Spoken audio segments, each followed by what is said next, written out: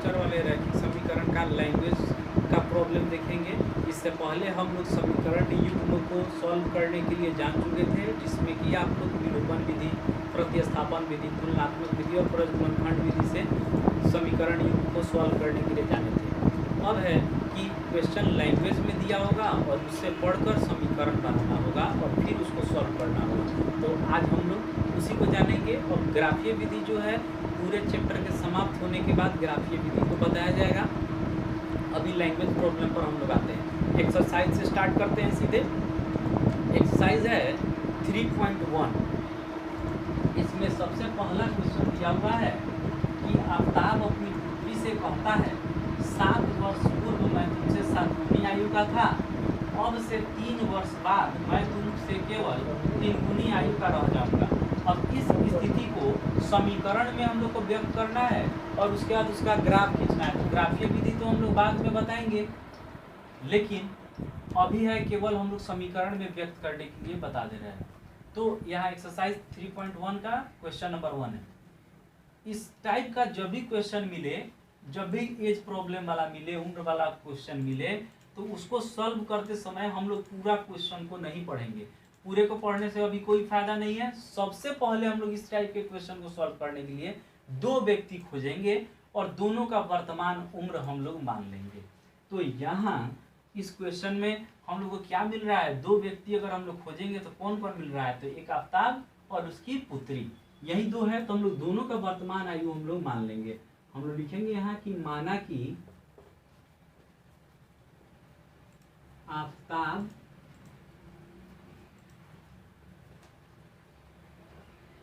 की वर्तमान आयु, आफ्ताब की वर्तमान आयु बराबर 100 वर्ष।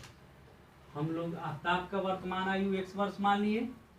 और फिर सेकेंड पर्सन इसमें कौन है? दूसरा व्यक्ति है उसकी पुत्री। तो हम लोग लिखेंगे उसकी पुत्री की वर्तमान आयु,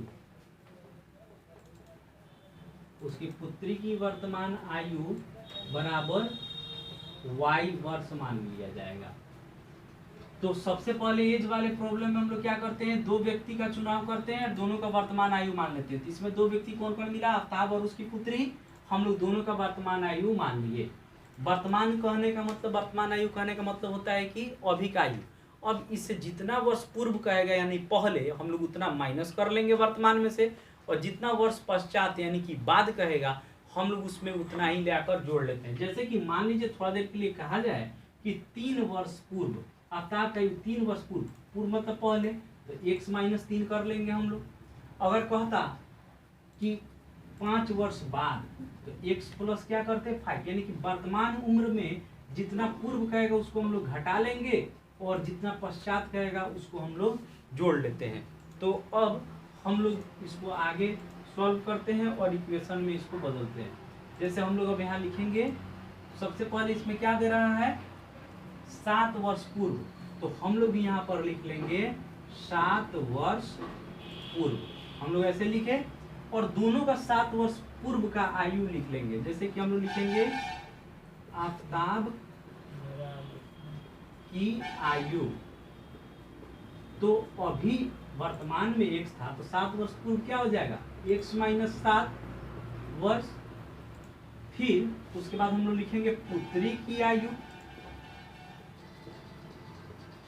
पुत्री की आयु अभी y है, तो 7 वर्ष पूर्व क्या हो जाएगा? y - 7 वर्ष। अब इसके बाद हम लोग लिखेंगे पहले शर्त से। पहले शर्त से क्या कह रहा है? दोनों के उम्र को हम लोग पहले बराबर करके लिख दें, और इसमें दे रहा है कि आफ्ताब कह रहा है अपने पुत्री से 7 वर्ष पूर्व मैं तुमसे केवल 7 गुनी आयु का था। मतलब आफ्ताब जो है अपने पुत्री के आयु का क्या था? 7 गुना था। तो पुत्री में 7 से गुना कर दिए। अब यहाँ x - 7 बराबर, इसमें हम लोग गुना करेंगे तो 7y - 49। अब यहाँ x, इसको इधर बुला लीजिए, -7y बराबर -49, माइनस में 7 है, इधर जाएगा तो +7 हो गया, यानी कि x माइनस 7y बराबर -42 समीकरण 1। यहाँ तक तो बात समझ में आ गया होगा। अब हम लोग उसके बाद देखेंगे कि सेकंड में क्या कर रहा है।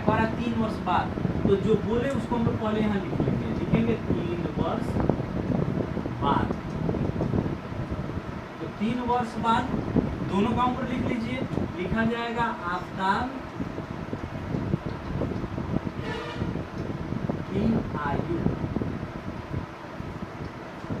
आफ्ताब की आयु तो x प्लस 3 वर्ष, जो वर्तमान उम्र रहेगा उसी में हम लोग जोड़ घटाव करते हैं। वर्तमान उम्र x था, तो 3 वर्ष बाद इसका आयु क्या हो जाएगा, x प्लस 3। अब उसी तरह पुत्री की आयु, तो पुत्री की आयु y था, तो y प्लस 3 वर्ष हो जाएगा। अब हम लोग लिखेंगे यहाँ दूसरे शर्त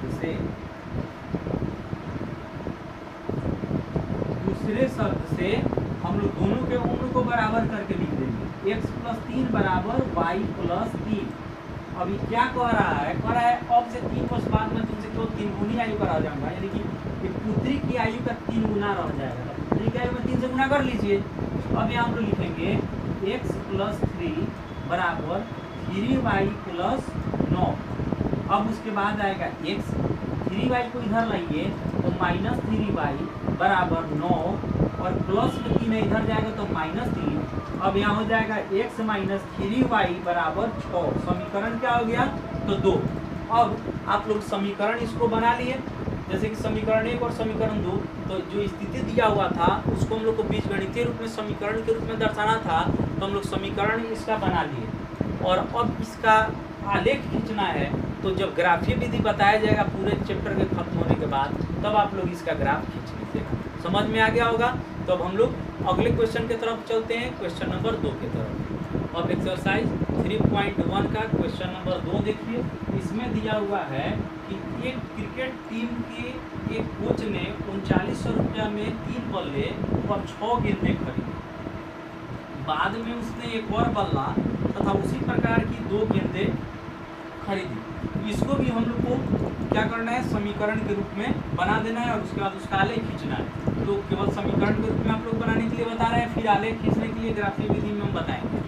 तो जब भी इस टाइप का क्वेश्चन आए, उम्र वाला, तो आप लोग इसके पहले वाले में समझ गए कि उम्र वाला आएगा तो हम लोग क्या करेंगे। और जब भी अब मात्रा संबंधी क्वेश्चन आए, तो उसमें कितना लिखा है उससे कोई लेना देना नहीं है। हम लोग वस्तु के एक एक वस्तु का मूल्य मानेंगे। तो इसमें कौन कौन सा वस्तु खरीद रहा है, तो बल्ला और गेंद कितना खरीद रहा है उससे अभी कोई लेना देना नहीं है। हम लोग एक एक का मूल्य मानेंगे। लिखेंगे हम लोग, माना कि एक बल्ला का मूल्य बराबर 100 रुपया, एक गेंद का मूल्य बराबर y। हम लोग एक एक का मूल्य मान लिए। अब हम लोग लिखेंगे यहाँ पहले शर्त से। पहला शर्त इसमें क्या दे रहा है, तो बोल रहा है इसमें कि कोच ने 3900 रुपया में 3 बल्ले और 6 गेंदें खरीदी। 3 बल्ला, एक बल्ला का मूल्य है 100 रुपया, तो 3 बल्ला का 3x और 6 गेंद, तो यानी कि एक का मूल्य है y, तो 6 गेंद का मूल्य 6y। अब इसको हम लोग जोड़ लेंगे तो इसको कुल मिलाकर कितना में खरीद रहा है कोच, तो 3900 में। हम लोग यहाँ पर भी समीकरण 1 मान सकते हैं, या फिर 3 कॉमन निकाल कर काट भी सकते हैं इसको, यहीं पर समीकरण 1 मान लेते हैं। फिर हम लोग लिखेंगे दूसरे शर्त से, कोई चाहेगा तो कॉमन लेके भी बना सकता है आगे। अब दूसरे शर्त से हम लोग क्या करेंगे, दूसरे में दिया हुआ है कि उसने एक और बल्ला, यानी कि एक बल्ला 100 रुपया हो गया, और इसमें क्या कर रहा है, उसी प्रकार की 2 गेंदें खरीदी। तो गेंद जो है, एक गेंद का y, तो 2 गेंद का 2y। अब दोनों को मिलाकर कितना में खरीद रहा है, तो बाद में उसने एक और बल्ला तथा उसी प्रकार की 2 गेंदें, इसमें शायद दिया होगा, क्वेश्चन लिखने में छूट गया है, 1300 रुपया में खरीदी। तो यहाँ बराबर कितना हो जाएगा 1300, एक बल्ला और 2 गेंद खरीद रहा है तो 1300 हो गया। तो समीकरण इसको हम लोग 2 मान लेंगे। यहाँ तक तो समझ में आ गया होगा। और अब इसको हम लोग को फिर ग्राफ खींचना है, तो ग्राफ को बाद में बताएंगे। अब तीसरे क्वेश्चन में चला जाए। तीसरा दिया हुआ है कि 2 केजी सेब और 1 केजी अंगूर का मूल्य किसी दिन 160 रुपया था। 1 महीने बाद 4 केजी सेब और 2 केजी अंगूर का मूल्य 300 रुपया हो जाता। इसको भी हम लोग को समीकरण बनाकर लिखना है। तो हम लोग यहाँ लिखेंगे सबसे पहले कि माना कि इसमें बताया गया कि वस्तु कितना, उसे कोई मतलब नहीं है। इसमें हम लोग 1 केजी का मूल्य लिखेंगे माना कि 1 केजी सेब का मूल्य बराबर 100 रुपया। 1 केजी अंगूर का मूल्य बराबर y रुपये। अब लिखा जाएगा पहले शर्त से। पहले शर्त में क्या दे रहा है, इसमें कह रहा है कि 2 केजी सेब और 1 केजी अंगूर। तो 2 केजी सेब, 1 केजी का मूल्य है 1, तो 2 केजी का कितना हो जाएगा 2x, और 1 केजी अंगूर, तो 1 केजी अंगूर का मूल्य है y। इसको हम लोग जोड़ देंगे तो टोटल कितना रुपया देना पड़ रहा था 160। इसको समीकरण 1 मान लिया जाए। फिर लिखा जाएगा दूसरे शर्त से। दूसरे शर्त में इसमें दिया हुआ है कि 4 केजी सेब, तो 1 केजी का मूल्य x है, तो 4 केजी का कितना हो जाएगा 4x प्लस 2 केजी अंगूर, तो यहाँ पर हो जाएगा 2y बराबर कितना हो जाएगा 300। समीकरण इसको हम लोग मान लेंगे 2। तो यहाँ पर समीकरण 1 और 2 हो गया। तो अब इसको फिर आलेख खींचना है। इसका आलेखीय विधि आप लोग को समझाया जाएगा। यहाँ तक तो आप लोग समझ गए होंगे। तो आप लोग का एक्सरसाइज 3.1 कंप्लीट हो गया। और फिर अब हम लोग 3.2 का कॉन्सेप्ट देखेंगे।